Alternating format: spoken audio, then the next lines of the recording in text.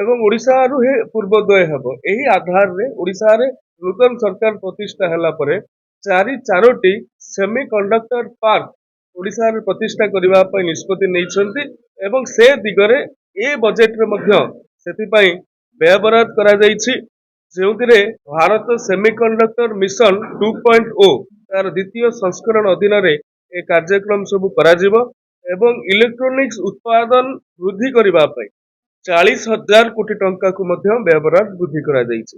ତାହା ସହିତ ଓଡ଼ିଶା ପରିପ୍ରେକ୍ଷୀରେ ଆଉ ଗୋଟେ ଷ୍ଟ୍ରାଟେଜିକାଲ ମୁଭ କେନ୍ଦ୍ର ସରକାରଙ୍କର, ଯେଉଁ ବର୍ତ୍ତମାନ ଆମେରିକା କୁହନ୍ତୁ, ଚାଇନା କୁହନ୍ତୁ, ଭେନେଜୁଏଲା କୁହନ୍ତୁ, ଏଥିରେ ବିରଳ ମୃତ୍ତିକାକୁ ନେଇକି ଆମେ ଯାହାକୁ ରେୟାର ଆର୍ଥ ବୋଲି କହୁଛନ୍ତି, ତାକୁ ନେଇକି ଅନେକ ବିବାଦ ଦେଖାଯାଉଛି। କିନ୍ତୁ ଭାରତ ବର୍ଷ ସେ କଥାକୁ ହୃଦୟଙ୍ଗମ କରିଛି ଏବଂ ଭାରତର କୋଷ୍ଟାଲରେ, ଭାରତ ଉପକୂଳରେ ଯେଉଁ ରାଜ୍ୟ ଗୁଡିକ ଅଛନ୍ତି ସେମାନଙ୍କ ପାଖରେ ଯେଉଁ ବିରଳ ମୃତ୍ତିକା ଅଛି ବା ରେୟାର ଆର୍ଥ ଅଛି, ତାହାକୁ କେଉଁଭଳି ଭାବରେ ଏକ୍ସଟ୍ରାକ୍ସନ କରିହେବ ଏବଂ ବିଶ୍ୱ ଦରବାରକୁ ନେଇ ହେବ, ଶକ୍ତି ସଂକଟକୁ ଦୂର କରିହେବ, ଏ ସମ୍ପର୍କରେ ଚିନ୍ତା କରାଯାଇକି ଓଡ଼ିଶା, କେରଳ, ଆନ୍ଧ୍ରପ୍ରଦେଶ ଓ ତାମିଲନାଡୁରେ ଏ ରେୟାର ଆର୍ଥ କରିଡର ପ୍ରତିଷ୍ଠା କରାଯାଇଛି, ଯାହାର ଆରମ୍ଭ ଓଡ଼ିଶାରୁ ହିଁ ହେଉଛି ଏବଂ ସରକାର କ୍ଲଷ୍ଟର ଆଧାରିତ ପ୍ଲଗ ଏଣ୍ଡ ପ୍ଲେ ମଡେଲରେ ତିନୋଟି ସମର୍ପିତ ରାସାୟନିକ ପାର୍କ, କେମିକାଲ ପାର୍କ ଆମେ ପ୍ରତିଷ୍ଠା କରୁଛନ୍ତି, ଯାହାକି ଆମର ଅନେକ କଥାକୁ ଶକ୍ତି ସଂକଟକୁ ପୂରଣ କରିବାରେ ସହାୟକ ହେବ। ଏହା ସହିତ ଯେଉଁଭଳି ଭାବରେ କହୁଥିଲି, ଇଣ୍ଡିଆ ସେମିକଣ୍ଡକ୍ଟର ମିଶନ 2.0 ଲଞ୍ଚରେ 40,000 କୋଟି ଟଙ୍କାର ବ୍ୟୟବରାଦ କରାଯାଇଛି।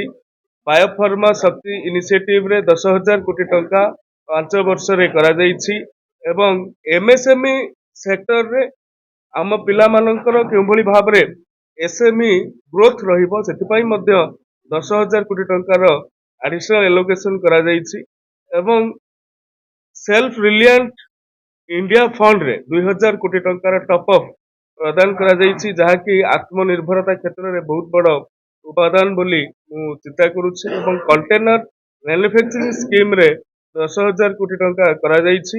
ଏ ସବୁ ଗୋଟେ ପୋର୍ଟ ବେସ୍ଡ ଇଣ୍ଡଷ୍ଟ୍ରି, ଗୋଟେ ନଲେଜ ବେସ୍ଡ ଇକୋନୋମିକୁ ଡ୍ରାଇଭ୍ କରିବା ପାଇଁ ବହୁତ ବଡ଼ ସହାୟକ ହେବ ଏବଂ 7ଟି ହାଇସ୍ପିଡ ରେଳ କରିଡର ମଧ୍ୟ ପ୍ରପୋଜ କରାଯାଇଛି।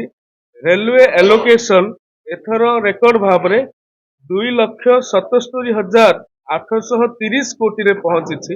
ଓଡ଼ିଶାରେ ମଧ୍ୟ ପାଖାପାଖି ରେକର୍ଡ କାଳୀନ 11,000 କୋଟି ଟଙ୍କା ପାଖାପାଖି 10,924 କୋଟି ଏ ରେଲୱେ ଆଲୋକେସନ ମଧ୍ୟ ଇତିମଧ୍ୟରେ କରାଯାଇଛି। ତା ସହିତ ଭାରତ ବର୍ଷ ଏଥର ଯୋଉଟା କି ସାଧାରଣ ଲୋକଙ୍କ ହୃଦୟକୁ ଛୁଇଁଛି। ସବୁବେଳେ ପ୍ରଶ୍ନ ଉଠେ, ଆମେ ସେନା ପାଇଁ ପ୍ରତିରକ୍ଷା ପାଇଁ କଣ କରୁଛନ୍ତି? ଏଥର ଟୋଟାଲ ବଜେଟର 15% ଅର୍ଥ ଡିଫେନ୍ସ ଆଲୋକେସନ ପାଇଁ କରାଯାଇଛି। 7,84,000 କୋଟି ଟଙ୍କା କେବଳ ପ୍ରତିରକ୍ଷା କ୍ଷେତ୍ରରେ।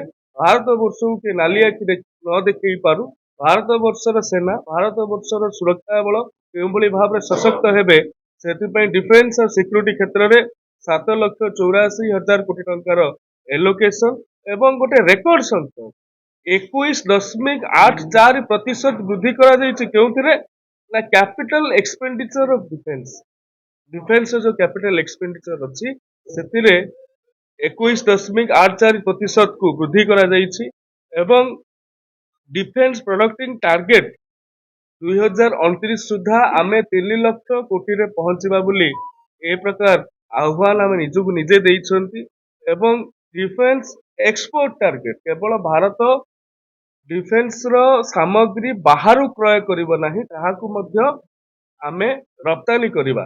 ସେଥିରେ 50,000 କୋଟି ଟଙ୍କା ପର୍ଯ୍ୟନ୍ତ ରପ୍ତାନି କରିବାର ବ୍ୟବସ୍ଥା 2029ରେ ଅଛି। ଆପଣମାନେ ଦେଖିଥିବେ ଅପରେସନ ସିନ୍ଦୁର ସମୟରେ ଯେଉଁଭଳି ଭାବରେ ଭାରତୀୟ ଡ୍ରୋନ୍, ଯେଉଁଭଳି ଭାବରେ ଭାରତୀୟ ବ୍ରହ୍ମୋସ ପାକିସ୍ତାନକୁ ତା ଭାଷାରେ ଜବାବ ଦେଇଥିଲେ, ଠିକଣା ଜବାବ ଦେଇଥିଲେ। ଆଜି ଅଷ୍ଟ୍ରେଲିଆ ଠାରୁ ଆରମ୍ଭ କରି ମାଡାଗାସ୍କର ପର୍ଯ୍ୟନ୍ତ ସମସ୍ତେ କ୍ରୟ କରିବାକୁ ଚାହୁଁଛନ୍ତି ଭାରତୀୟ ସ୍ୱଦେଶୀ ଟେକ୍ନୋଲୋଜି ନିର୍ମିତ ବ୍ରହ୍ମୋସକୁ ବା ଅନ୍ୟାନ୍ୟ ସାମଗ୍ରୀକୁ। ସେଥିପାଇଁ ଡିଫେନ୍ସ ଏକ୍ସପୋର୍ଟ ଯେତେବେଳେ ଆମେ ଚିନ୍ତା କରୁଛନ୍ତି 50,000 କୋଟି ରେ ପହଞ୍ଚିବା 2029 ସୁଦ୍ଧା ମୁଁ ଭାବୁଛି ତାହା ପୂର୍ବରୁ ମଧ୍ୟ ଇଏ ପୂରଣ ହେଇଯିବ।